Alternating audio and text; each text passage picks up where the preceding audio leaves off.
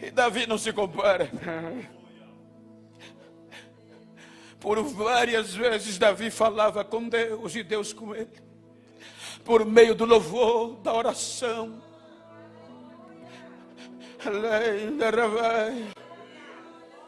Havia oração, havia diálogo entre Davi e Deus. Vem Salomão e o diálogo continua, a ponto de que Deus, olha o que Deus faz. Deus diz por meio de uma oração a Salomão: pede-me o que queres. Veja que eu disse que oração é diálogo. Você ouve, fala e ouve. Tempo para ouvir, tempo para falar. É aí que gera o relacionamento. Foi por meio desse relacionamento que Deus disse: olha que Deus disse: pede o que queres e eu te darei. Aí Salomão responde: eu quero sabedoria para governar o teu povo. Aí Deus diz: já que tu não pedisse riqueza nem vitória sobre os teus inimigos, eu vou te dar isso e vou te dar sabedoria como nunca dei a outro. A história mostra, e a Bíblia, que Salomão era tão tremendo, que aquela visita da rainha de Sabá não foi aleatória. A rainha de Sabá naquela época era uma das discípulas, ela decifrava muitos enigmas, era conhecida como uma das mais sábias rainhas daquela época. Além da sabedoria, o seu poder etíope. Então muitas nações se prostravam a ela por meio do respeito e da sua sabedoria. Mas por meio de um relacionamento, agora surge em Israel um homem chamado Salomão. E ele não a procurou para aprender a sua sabedoria, mas pelo contrário, a sua sabedoria eclodiu com o advento do discernimento daquelas duas mães.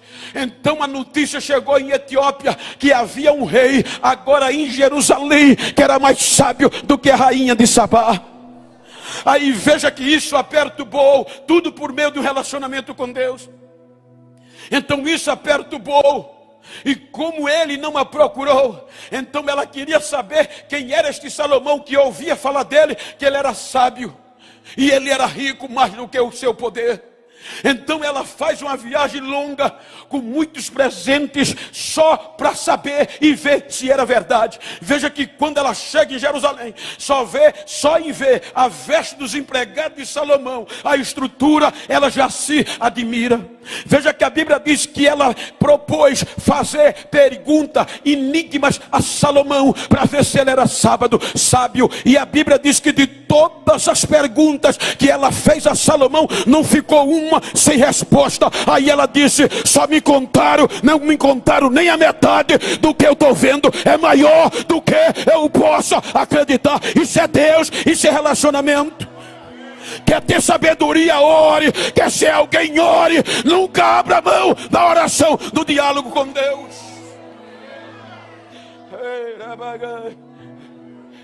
Ele perdeu para manter a luxúria do rei, para saciar o seu desejo carnal. Ele vai oprimir os pobres do norte, com impostos insuportáveis. Então Deus, além dos seus erros e essa opressão, Deus disse: eu vou rasgar o reino, vou tomar o reino da mão dele, porque faltou diálogo. Ele já não era mais o mesmo do começo. Agora, olha o que Deus deu a Jerusalém: respeito. Quem era escravo lá no Egito, agora era livre. Quem vivia em forma de temor, agora era respeitado pelos muros. A única cidade que era respeitada, em que as nações se dobravam, era Jerusalém, era Israel. As nações tinham medo, porque lá habitava o Deus dos céus. Então Abraão se deteriorou, ou melhor, Salomão. Então vem o caos, o reino é dividido. Veja que já há um cisma.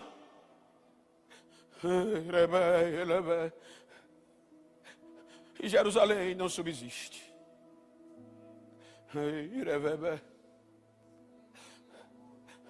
Com o passar do tempo ficou insuportável. Veja que os profetas Isaías, Oséias, Jeremias,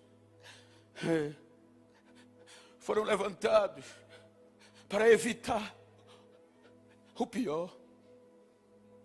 Deus usava Isaías para dizer: o meu povo se esqueceu de mim, Isaías. O meu povo me louva e me adora com os lábios, mas o coração está longe de mim.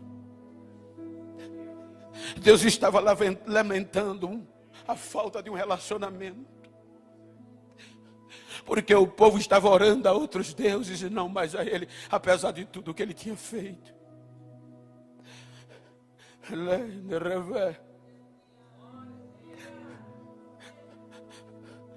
Isaías entra como remanescente,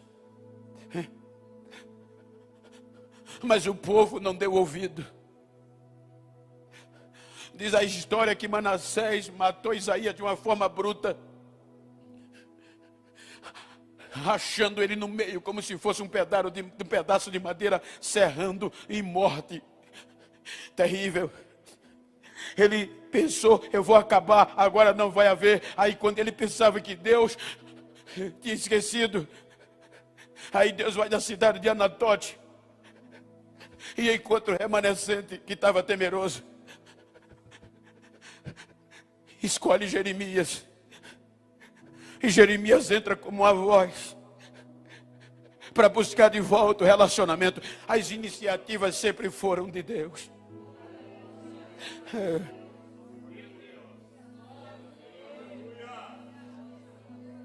E veja que Deus levanta Oséias para o norte. Olha o que é que Deus usa em termos de diálogo e relacionamento. Você já percebeu que um casal que não tem diálogo está fadado ao fracasso? Porque as maiores crises são resolvidas com diálogos.